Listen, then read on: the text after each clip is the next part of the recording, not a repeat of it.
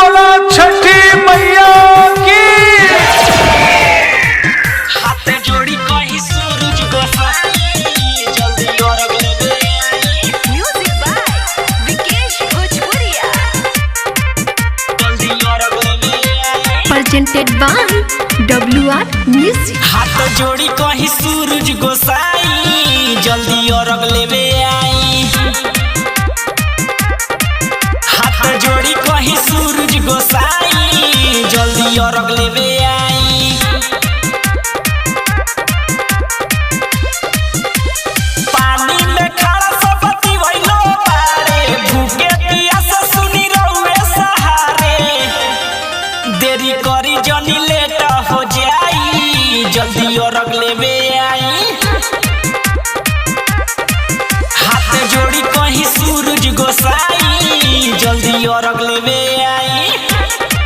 बोला बोला छठी मैया की। हाथ जोड़ी कहीं सूरज गोसाई जल्दी अर्घ लेवे आई। सात घोड़ा रथ चढ़ी आई सुनी घाट पर ए दीनानाथ तनी गौर करी बात पर।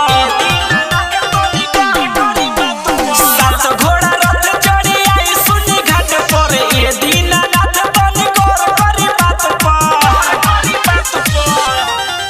कापे जाड़े देखी बुढ़िया माई जल्दी अर्घ लेवे आई। हाथ जोड़ी कहीं सूरज गोसाई जल्दी अर्घ लेवे आई। बोला बोला छठी मैया की।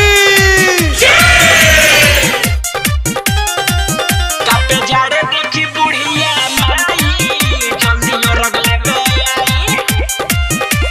केरावा के पत पर आगमन देखाई जोड़े जोड़े सुपली से अर्घ दियाई।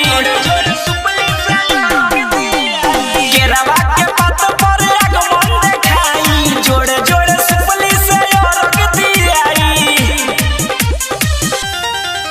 लिखले गोरख पप्पू देले सुनाई जल्दी अर्घ लेवे आई। हाथ जोड़ी कहीं सूरज गोसाई जल्दी अर्घ लेवे